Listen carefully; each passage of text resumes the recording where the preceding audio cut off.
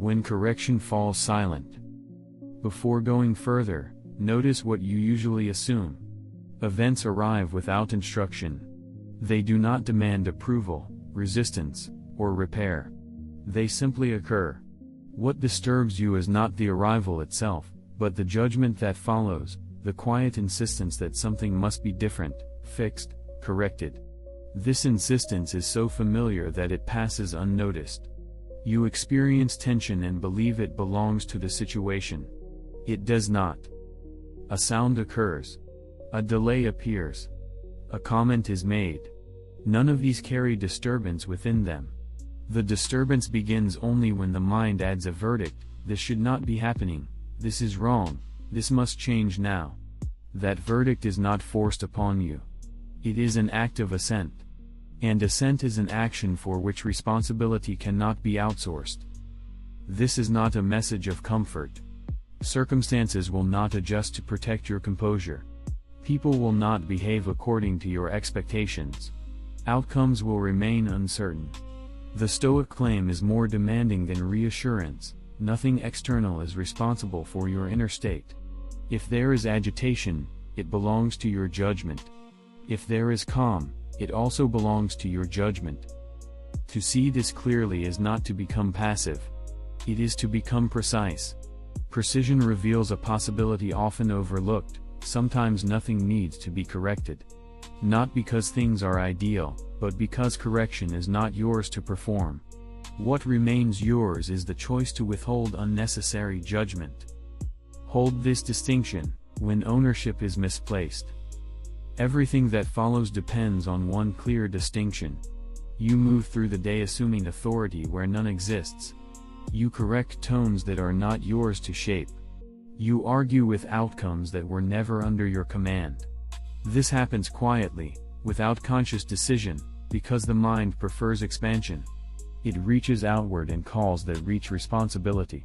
Stoicism begins by reversing this habit. What belongs to you is narrow, but absolute. Your judgments, your intentions, your choices, your responses.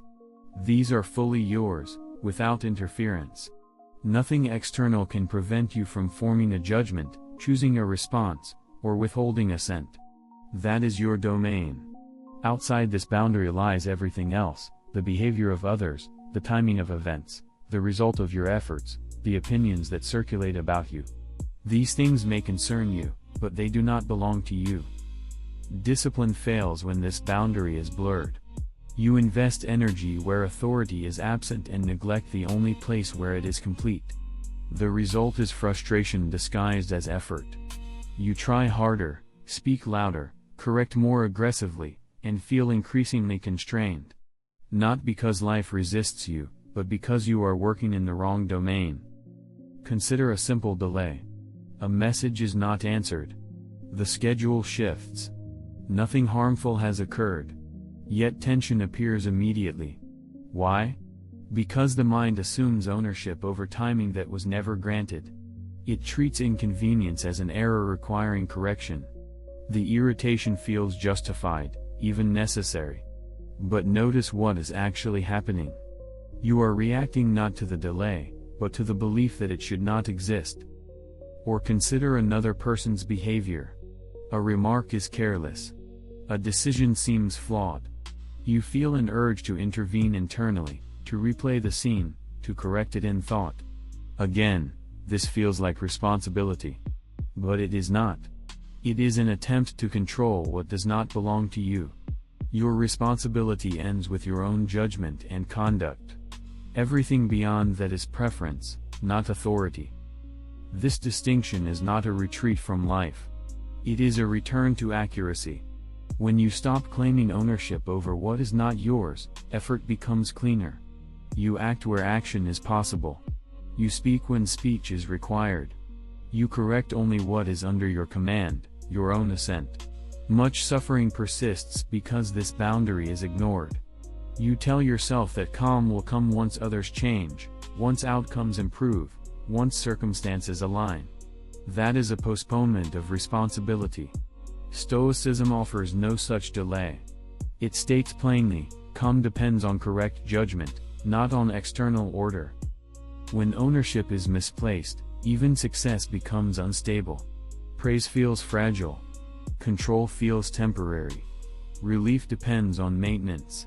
But when ownership is restored to its proper place, something shifts. You no longer need to correct everything you observe. You no longer feel obligated to react to every deviation from expectation. Silence becomes possible where agitation once felt mandatory. This is not indifference. It is precision. You still act, but without confusion. You still care, but without false claims of control. You stop trying to manage the world and begin managing your assent. The boundary is clear. The mechanism is not yet, where agreement begins internally. Now we look at what actually creates disturbance. An impression appears before you choose it. A sound, a message, a facial expression, a thought. This first arrival is automatic. You did not invite it. You are not responsible for its appearance. Stoic discipline begins by acknowledging this without resistance. Impressions arise as part of being human. Disturbance does not arise here. What follows the impression is quieter and more consequential. The mind moves from noticing to interpreting. It adds meaning. It decides whether what appeared is good or bad, acceptable or offensive, threatening or harmless. This movement is called judgment. And judgment requires consent. This is the point often missed. Between impression and disturbance there is assent. Assent is the moment the mind says yes. Yes, this is a problem. Yes, this should not be happening. Yes, I am harmed by this. The feeling that follows, irritation, anxiety, anger, feels immediate, but it is not uncaused. It rests on that internal agreement. Without assent, the impression remains only an appearance. With assent, it becomes a verdict. This distinction is not theoretical. It appears constantly. Someone criticizes your work. The impression is sound and meaning, words arranged in a certain way. Before emotion arises, the mind adds a judgment. This diminishes me, this is unfair, this threatens my standing. That judgment is not forced. It feels fast because it is habitual, not because it is necessary. The disturbance that follows depends on the agreement you gave. Or consider delay again. A plan is interrupted. An expectation is unmet. The impression is simple, time did not unfold as predicted. The disturbance comes only when the mind agrees with a hidden claim. This delay is unacceptable, this inconvenience is an error. The claim feels obvious, but it is optional. Stoicism does not ask you to deny impressions. It asks you to separate them from agreement. Feelings may arise alongside impressions: surprise, tension, discomfort. These are not failures. They are signals. What matters is whether you convert the signal into a judgment about reality.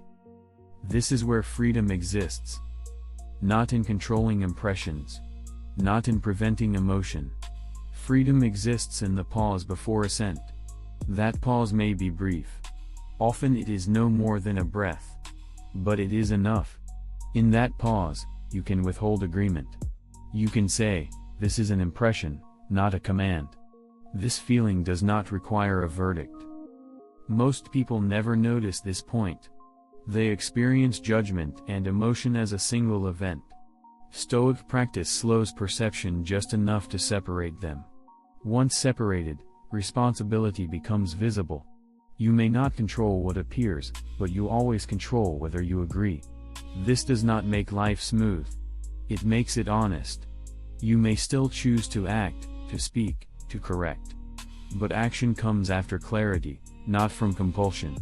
You respond because you decide to, not because you were pushed. Without this pause, discipline collapses into reaction. With it, discipline becomes possible. Notice that assent is not loud. It does not announce itself. It is a quiet leaning of the mind. That is why training is required. Not to suppress thought, but to recognize agreement as it happens.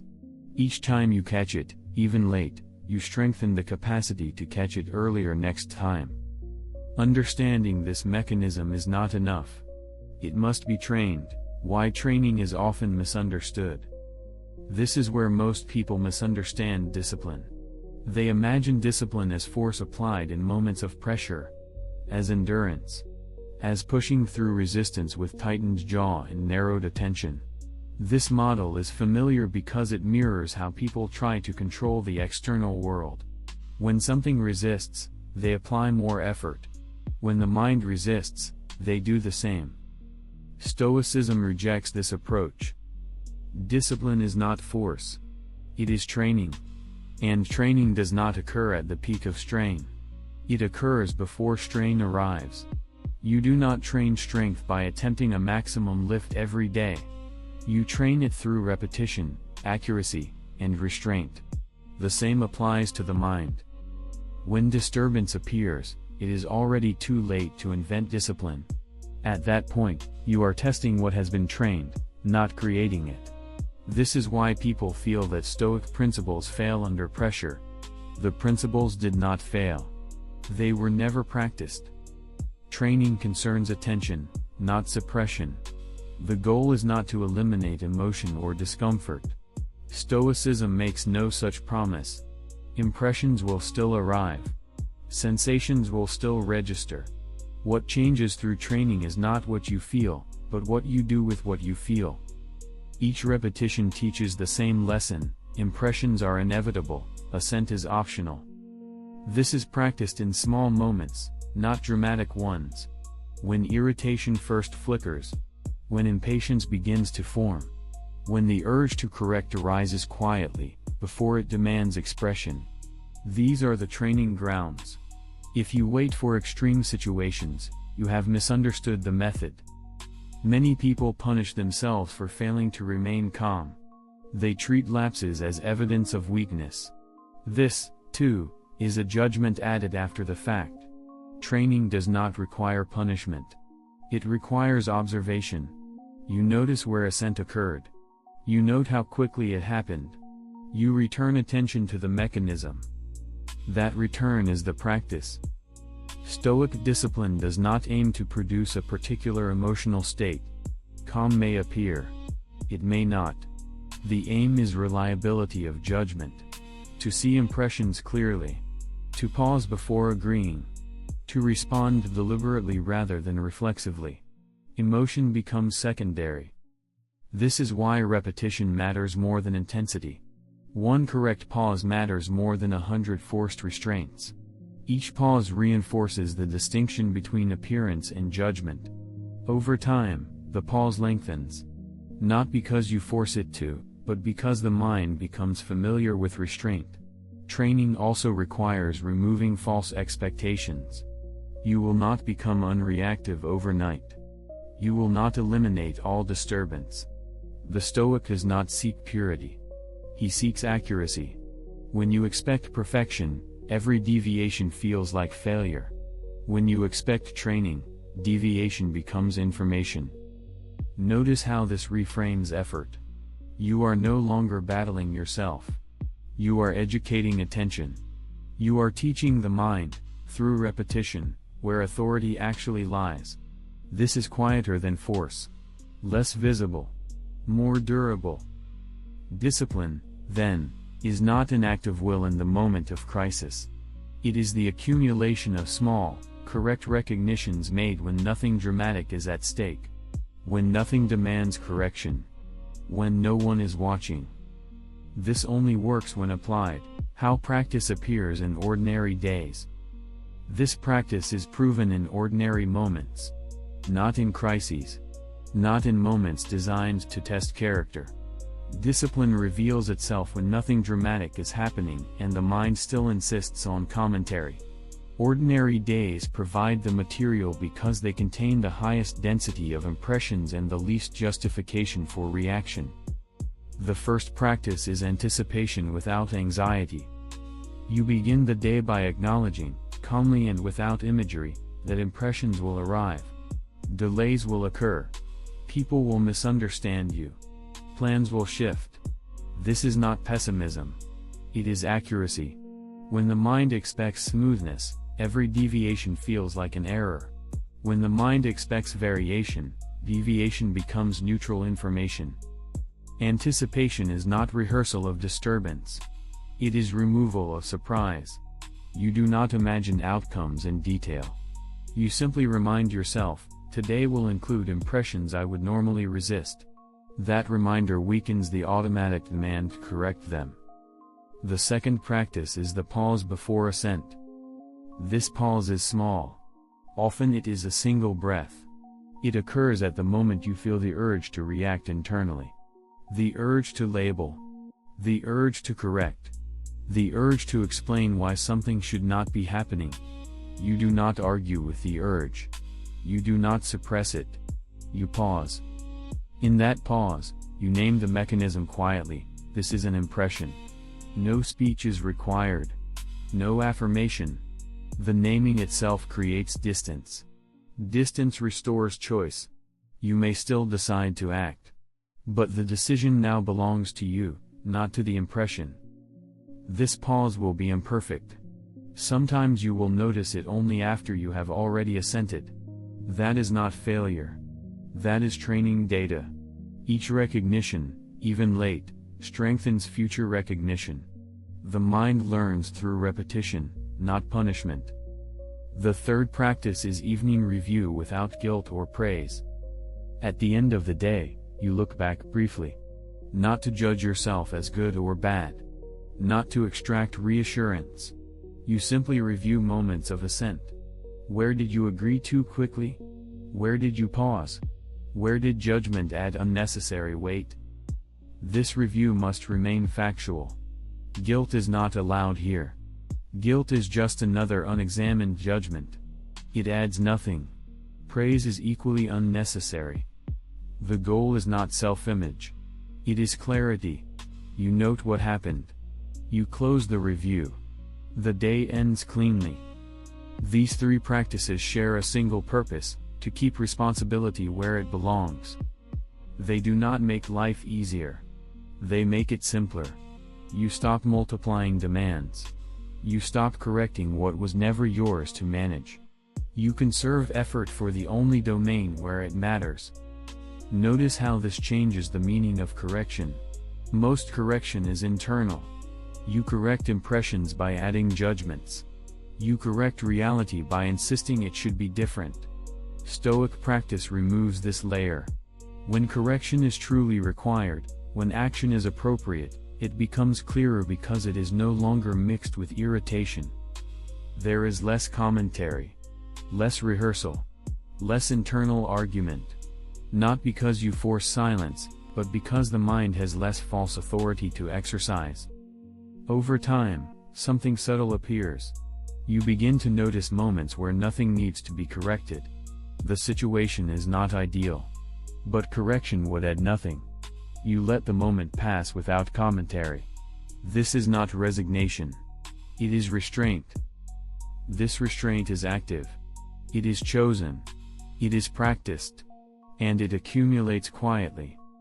Consistency produces a different result, where freedom quietly remains.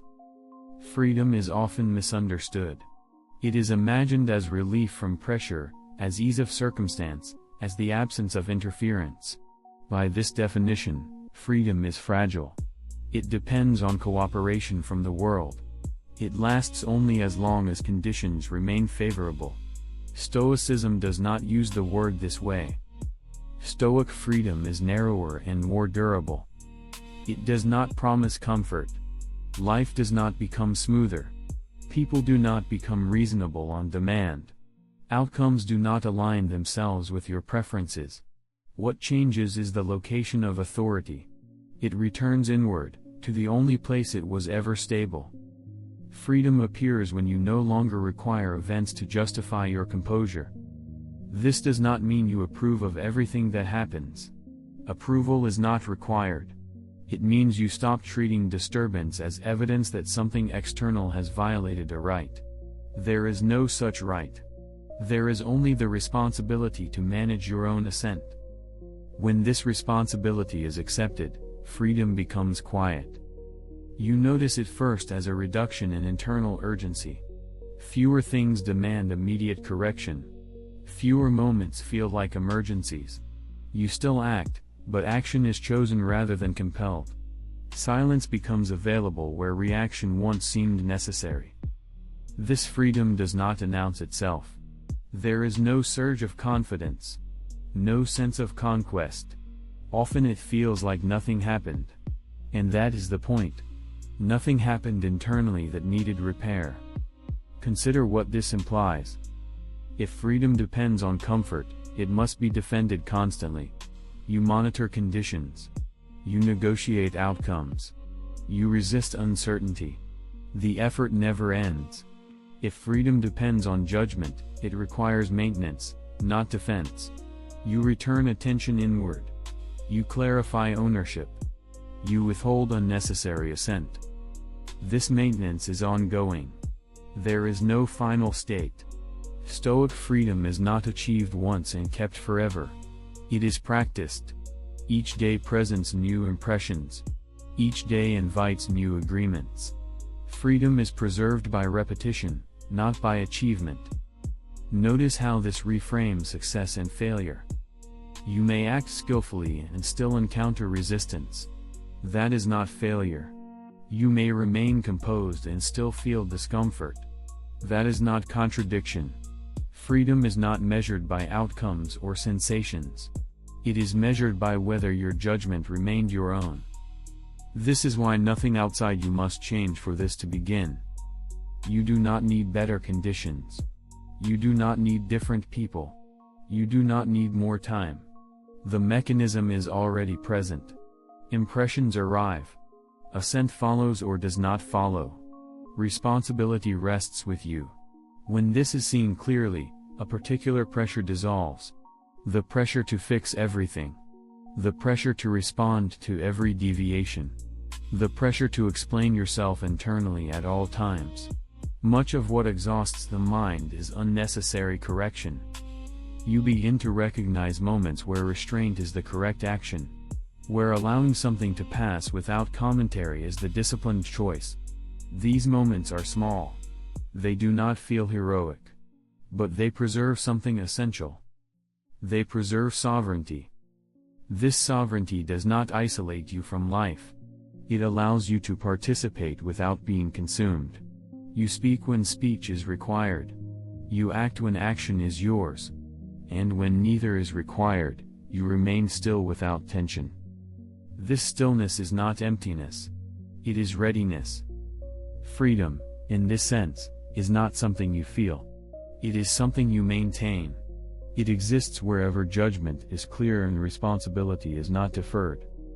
Nothing more needs to be added. What responsibility finally requires? The conclusion is simple. Nothing here requires escalation. Responsibility, as Stoicism understands it, does not ask you to fix yourself, improve your circumstances, or correct the world. It asks you to stop misplacing authority. That is all. You are not responsible for eliminating disturbance from life. Disturbance will continue to appear as impressions, sensations, and initial reactions. What you are responsible for is whether these impressions become judgments, and whether judgments become commands. This responsibility cannot be delegated. It cannot be postponed. It cannot be softened by explanation. When nothing needs to be corrected, the mind often feels uneasy. It searches for a task, a response, a justification. This unease is not a signal that something is wrong. It is the residue of habit. You are accustomed to interference. You mistake non-intervention for neglect. Stoic discipline corrects this confusion. Acceptance here is not approval. It is clarity. You see what is not yours and leave it alone. You see what is yours and attend to it precisely. This distinction removes a great deal of unnecessary labor.